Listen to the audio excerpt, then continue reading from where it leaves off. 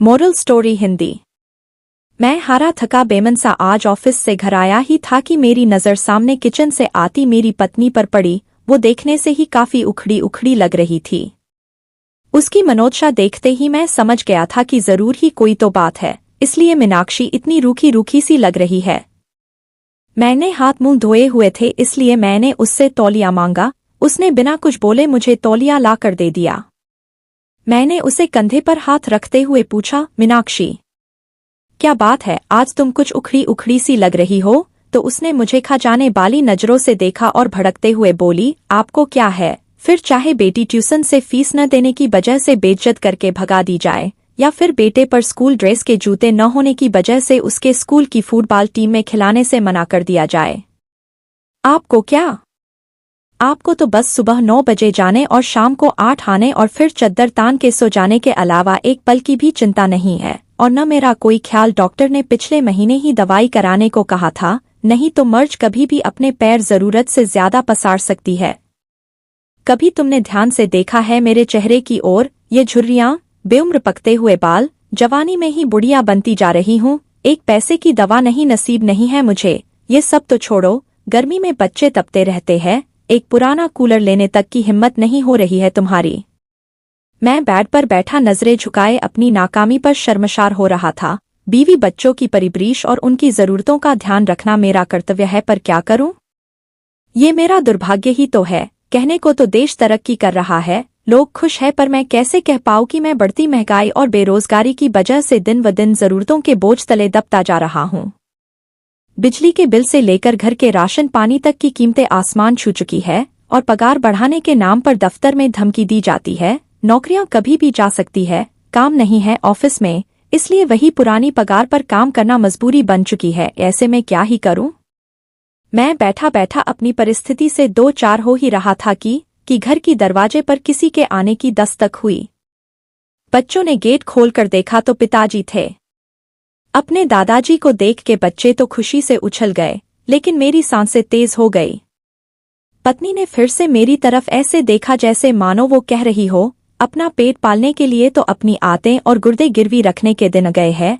अब ऐसे में पिताजी अकस्मात आए हैं तो जरूर ही कोई आर्थिक समस्या को लेकर ही आए होंगे।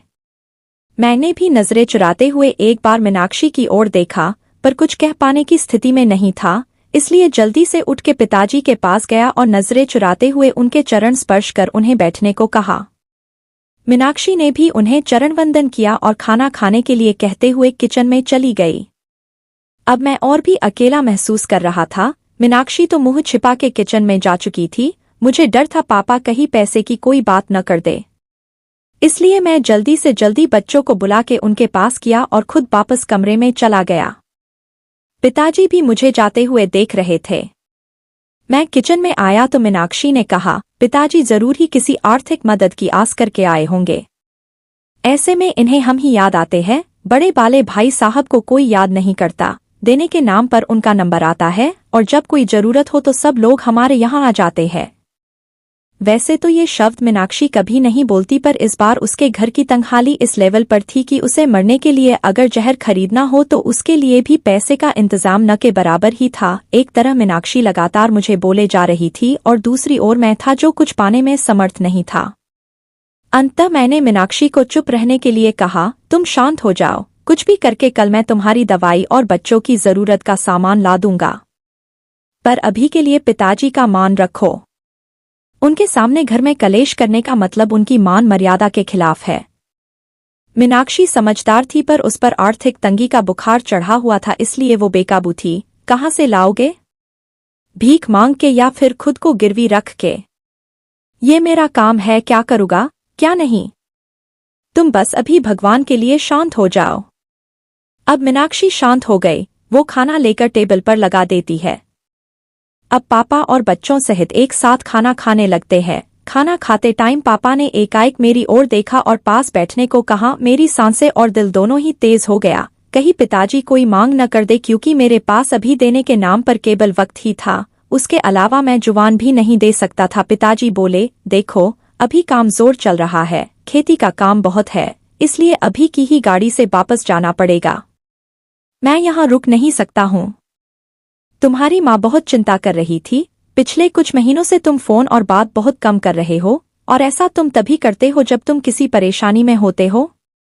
ये तुम्हारी बचपन की आदत है। इसलिए माँ के जोर और मुझे मुन्ना और मुन्नी की याद सता रही थी, इसलिए मैं आ गया। यहाँ तक तो ठीक था। अब मैं अवाक बैठा था कि अब पापा क्या कहने वाले हैं। मैंने एक नज़र मीनाक्षी को देखा तो वो किचन की चौखट पकड़े पापा की आड़ किए हुए खड़ी थी, और पापा आगे क्या कहने वाले हैं जानने के लिए उत्सुक हो रही थी। लेकिन आगे पापा ने अभी कुछ कहा नहीं, बस खाना निपटाया और मुंह हाथ धोए। अब पापा ने अपने कुर्ते की जेब में हाथ डाला और एक नोटों की गड्डी निकाली और मेरे ओर बढ़ा दी। ये देखकर मैं अवाक और सकते में आ गया। एक पल के लिए मैं स्तब्ध और निशब्द ही खड़ा रहा। पिताजी ने कहा, अरे पकड़ो भी भाई, अब इतने बड़े भी नहीं हो गए हो कि हमारी दी हुई आशीर्वाद को ग्रहण न कर सको। वैसे भी इस बार फसल अच्छी हो गई थी, इसलिए कोई दिक्कत नहीं आई। अब उन्होंने मीनाक्षी की ओर इशारा करते हुए कहा, बहू का और बच्चों का अच्छे से ध्यान रखो, देखो कितनी कमजोर हो रही है। और अपना भी। उन्होंने पैसे मेरे हाथ में रख दिए। मेरी आंखें भर आई थी और वो बचपन के दिन याद आ गए जब पापा हमें स्कूल जाते वक्त चाराने ऐसे ही हाथ फैलाने पर रख दिया करते थे। पर बस अंतर इतना होता था, उस वक्त मेरी आंखें झुकी हुई नहीं बल्कि प्यार और दुलार से ऊंची होती थी। फिलहाल मीनाक्षी और मैं दोनों ही गलत साबित हो चुके थे, इसलिए खुद की नजरें खुद से ही नहीं मिल पा रही थी।